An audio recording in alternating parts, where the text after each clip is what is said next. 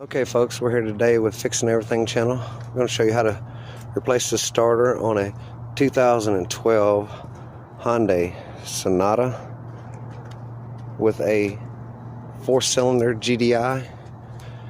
First of all, you're going to want to go ahead and remove the battery terminal. It's late and it's dark, so excuse me, because your starter is up underneath this here, the intake. It all says that you're supposed to take the intake off to get to the starter that's up underneath there, and I don't have to do that. I'm going to go downstairs after releasing my battery terminal, and I'm going to go ahead and remove this bottom pan here, and I have before accessed it through the bottom without having to remove the intake, and I'll show you how to do that.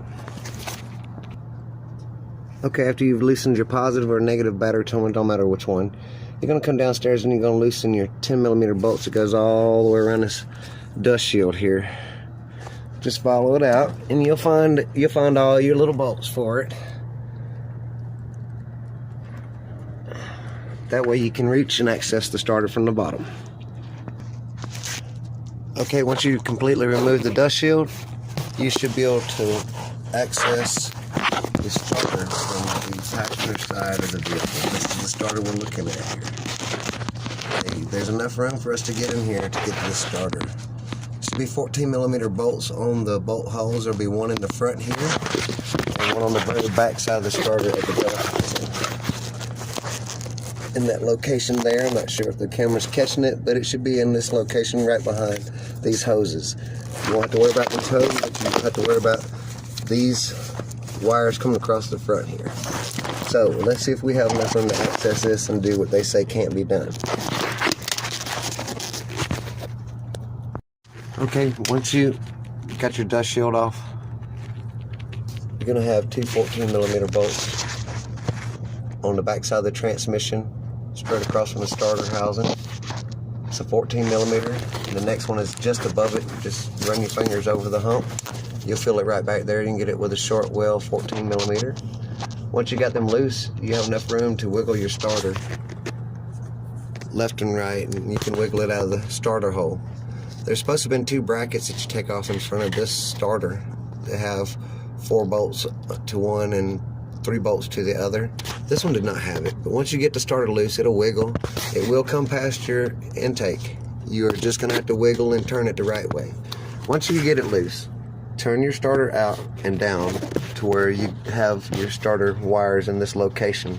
So you can unclip this wire here. It's got a little wire clip that you unclip right there, and a 12mm bolt on the positive from the battery. This is your remote ignition wire right here from the ignition switch. You just unclip it and pop it out. This one is a 12mm. Take the bolt off of it and just pull the wire up and out of your way. Make sure your battery terminal is definitely loose, okay? And then you're going to fish your starter out right over top of right beside the oil filter housing and cooler lines. Okay folks, once you have disconnected your other starter and you've fished it out of this hole here, remember how it turns. Stick your new starter back in the same way. Prop it out here so you can get your wire connections back on it and tighten them up. That's a 12mm. Stick your positive battery terminal wire on there and plug in your remote ignition start wire.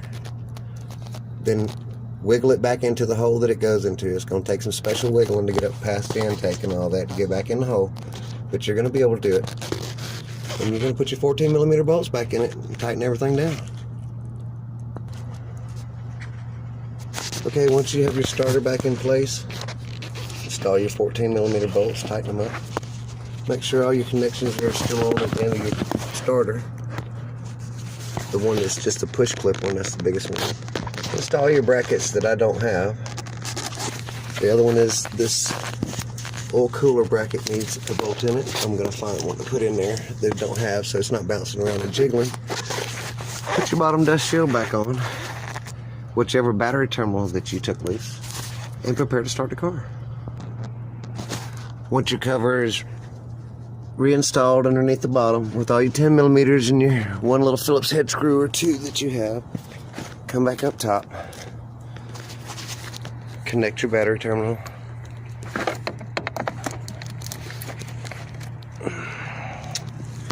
And get ready to start the car. All you got left to do now is start the car. Battery terminal's tight, and they're both clean. And now let's see what our work has progressed in.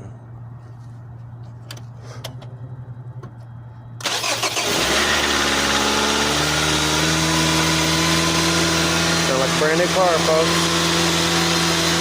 Thank you for watching. Please like, please subscribe, please hit the bell for more new upcoming videos. Thank you, and I hope this has helped you a lot.